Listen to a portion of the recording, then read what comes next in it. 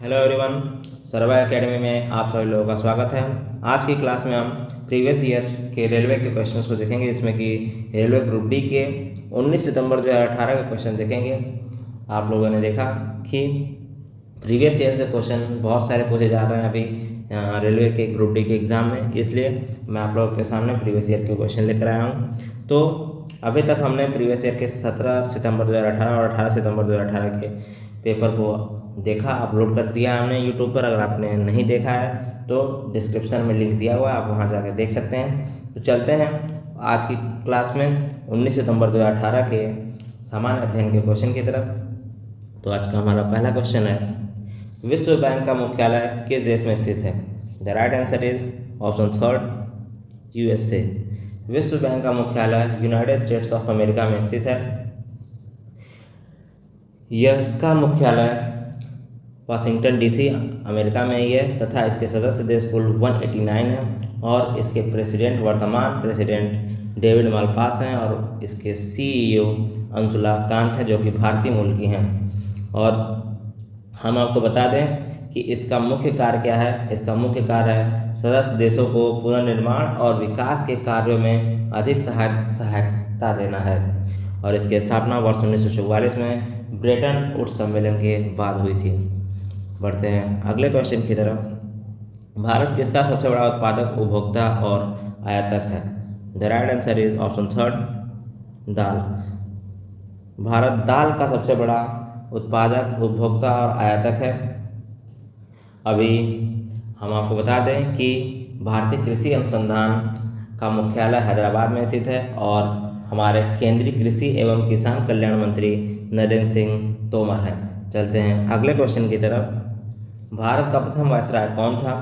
The right answer is option first, Lord Canning Bharat के प्रथम viceroy थे और यह 1857 की क्रांति के समय भी भारत के गवर्नर जनरल थे। 1857 की क्रांति के बाद इन्हें भारत का पहला वायसराय बनाया गया था। इनकी नियुक्ति 1856 में एज अ गवर्नर जनरल की गई थी। यह 1856 से लेकर 1858 तक गवर्नर जनरल के रूप में कार्य किया तथा 1858 से लेकर 1862 तक वायसराय के रूप में कार्य किया। इन्होंने 1862 में अपनी पत्नी की मृत्यु के बाद इस्तीफा दे दिया था।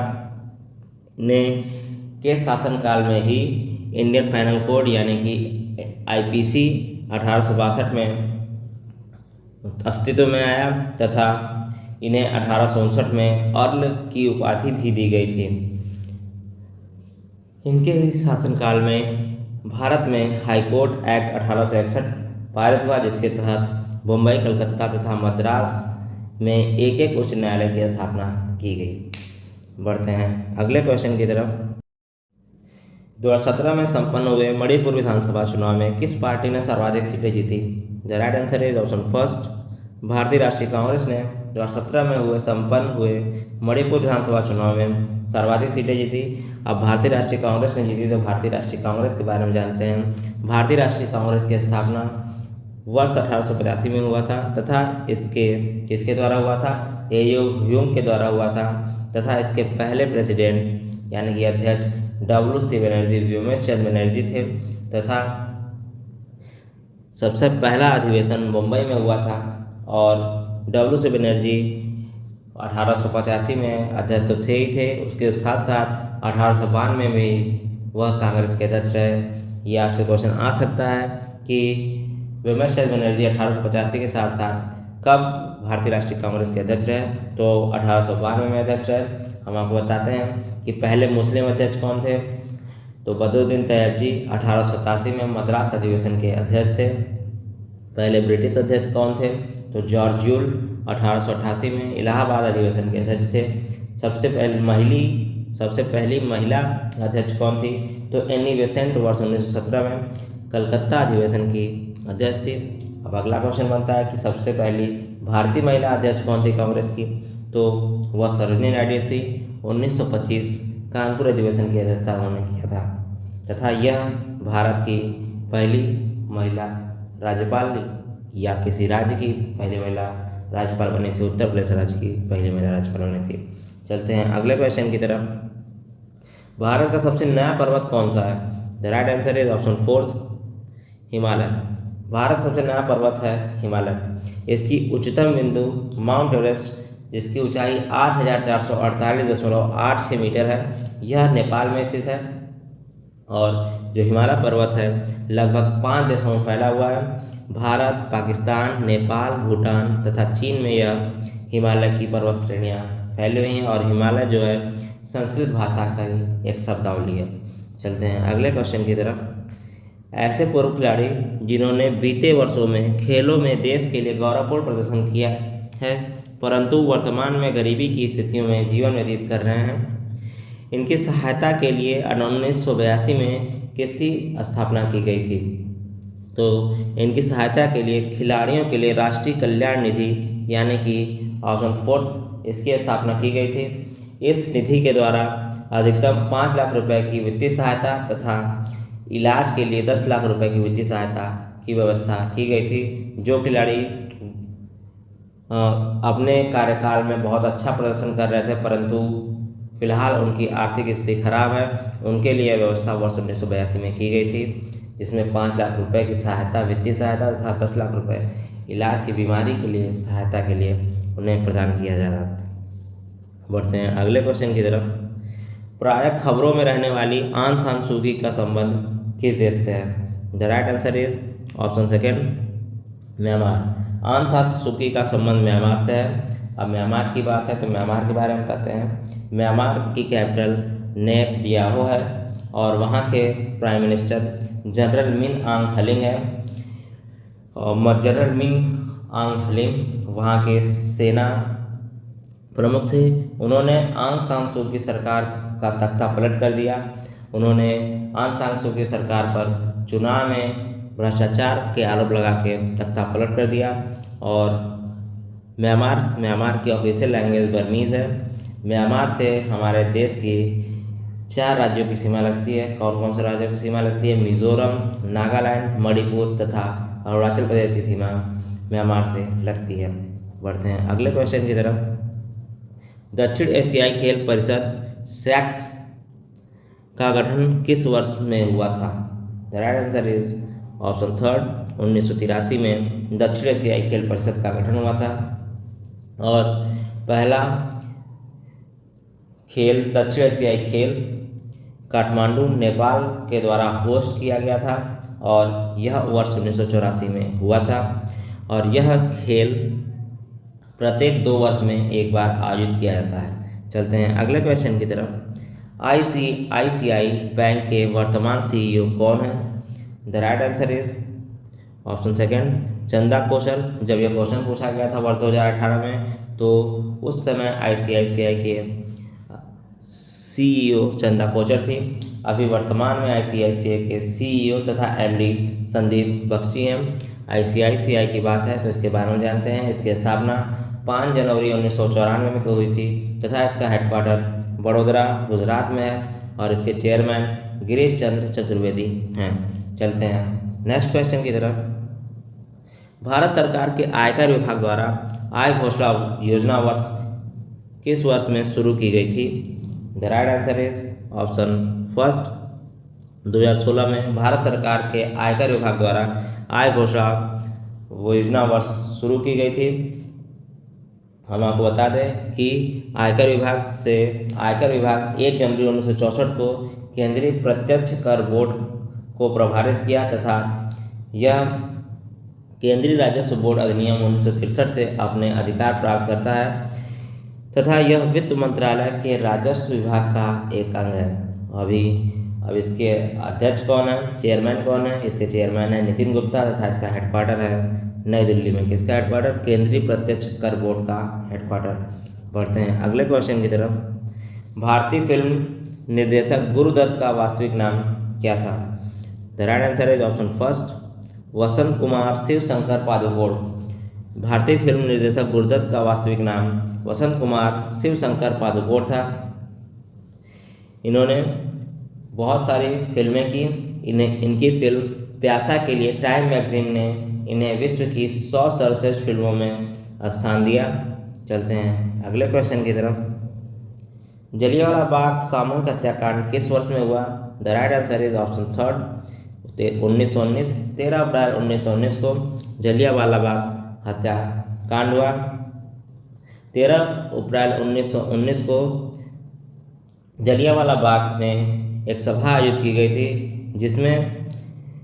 जिसमें कि रोलैक्ट एक्ट का विरोध किया जा रहा था तथा सैफुद्दीन किचलू और सतपाल की गिरफ्तारी का भी विरोध किया जा रहा था, जिसमें कि अंग्रेजी ऑफिसर जो था वो जनरल डायर था, उसने उस भीड़ पर गोलियां चलवा दी जिससे कि 400 से अधिक लोग मारे गए थे। पढ़ते हैं अगले क्वेश्चन की तरफ। 75वें गोल्डन ग्लोब अवार्ड्स में निम्नलिखित में से किसे सेसिल बी डेमिल पुरस्कार से सम्मानित किया गया? The right answer is option first, Oprah Winfrey को 75वें गोल्डन ग्लोब अवार्ड्स में सम्मानित किया गया सेसिल बी डेमिल पुरस्कार से। और अब हम जानते हैं कि गोल्डन ग्लोब अवार्ड्स में बेस्ट एक्टर 2022 का खिताब किसने जीता? तो विल स्मिथ ने जीता। और बेस्ट एक्ट्रेस 2022 का खिताब किसने जीता? अभिनेत्री का खिताब किसने जीता? निकोल किडमैन ने जीता। तथा बेस्ट मूवी बेस्ट फिल्म का खिताब किसने जीता? द पावर ऑफ डॉग ने बेस्ट फिल्म का अवार्ड जीता 75वें गोल्डन ग्लोब अवार्ड्स में। चलते हैं अगले क्वेश्चन की तरफ। 19 जनवरी 2018 को किसे भारत के मुख्य चुनाव आयुक्त के रूप में नियुक्त किया गया?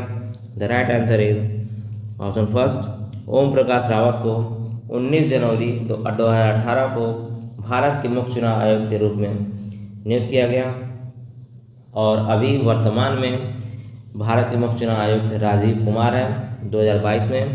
और सबसे पहले मुख्य चुनाव आयुक्त थे सुकुमार सेन। हम आपको बताते हैं कि चुनाव आयोग की स्थापना 25 जनवरी 1950 को हुई थी तथा इसका हेडक्वार्टर नई दिल्ली में है तथा यह एक संवैधानिक निकाय है जो कि आर्टिकल 324 अनुच्छेद 324 के तहत आता है। और 25 जनवरी के दिन स्थापना होने के कारण वर्ष 2011 से 25 जनवरी को मतदाता दिवस के रूप में मनाया जाता है। बढ़ते हैं अगले क्वेश्चन की तरफ। हमारा अगला क्वेश्चन है, भारतीय संविधान के अनुसार संविधान संशोधन विधेयक संसद के किस सदन में पारित होता है?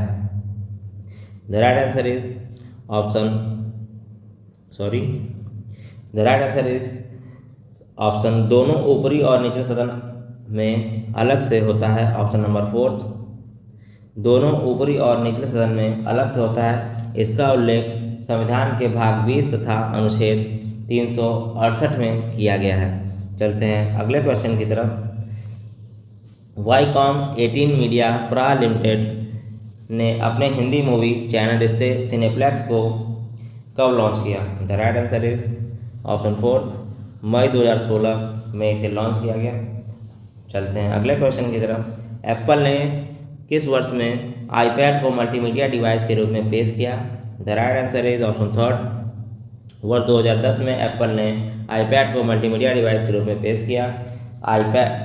एप्पल के बारे में बताते हैं। एप्पल एक अमेरिकन मल्टीनेशनल कंपनी है जो कि सबसे पहले वर्ष 1976 में कंप्यूटर कंपनी के रूप में स्थापित हुई थी स्टीव जॉब्स के और उनके 2 साथी द्वारा किया गया था और इसका हेडक्वार्टर कैलिफोर्निया में स्थित है। चलते हैं अगले क्वेश्चन की तरफ। भारतीय मूल के व्यक्तित्वों PIO का पहला संसदीय सम्मेलन कब आयोजित किया गया था? The right answer is option नहीं है दिया हुआ इसमें 9 जनवरी 2018।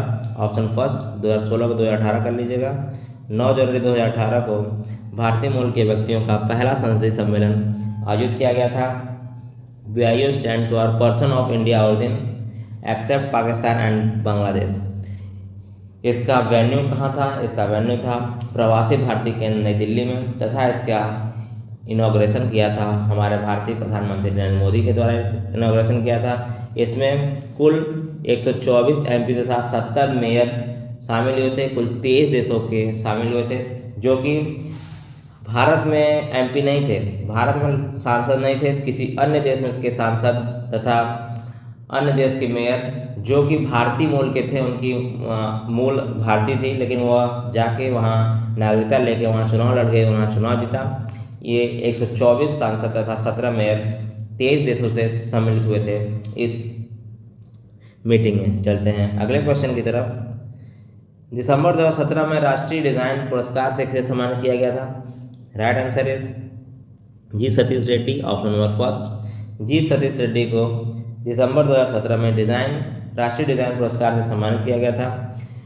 अब राष्ट्रीय डिज़ाइन पुरस्कार की स्थापना हुई थी वर्ष 2000 में तथा यह दिया जाता है Cooper Haworth Smithsonian design museum के द्वारा।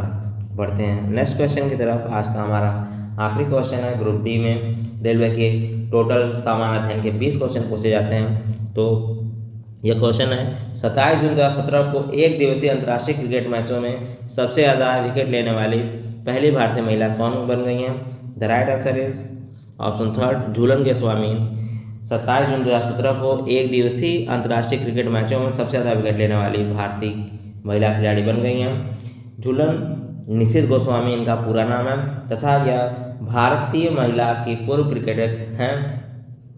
इन्हें चकड़ा एक्सप्रेस तथा बाबुल के उपनाम से भी जाना जाता है।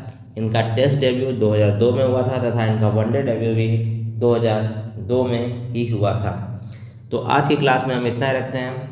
अगर आपको वीडियो अच्छी लगी तो इसे लाइक और शेयर करना ना भूलें और एग्ज़ाम देने से पहले रेलवे ग्रुप डी का सबसे पहले आप रिवीजन ज़रूर से ज़रूर करके जाएं। प्रीवियस ईयर क्वेश्चन के रिवीजन ज़रूर करके जाएं। क्वेश्चन वहाँ से आ रहे हैं और हो सकता है उम्मीद है कि वैसे ही क्वेश्चन आ जाए या फिर उससे रिलेटेड कोई क्वेश्चन आ जाए जिससे आपके नंबर बढ़ जाएं। इसलिए प्रीवियस ईयर क्वेश्चन को जरूर देख के जाएं। आज के लिए धन्यवाद। मिलते हैं अगली क्लास में अगले दिन के पेपर के साथ। तब तक के लिए धन्यवाद।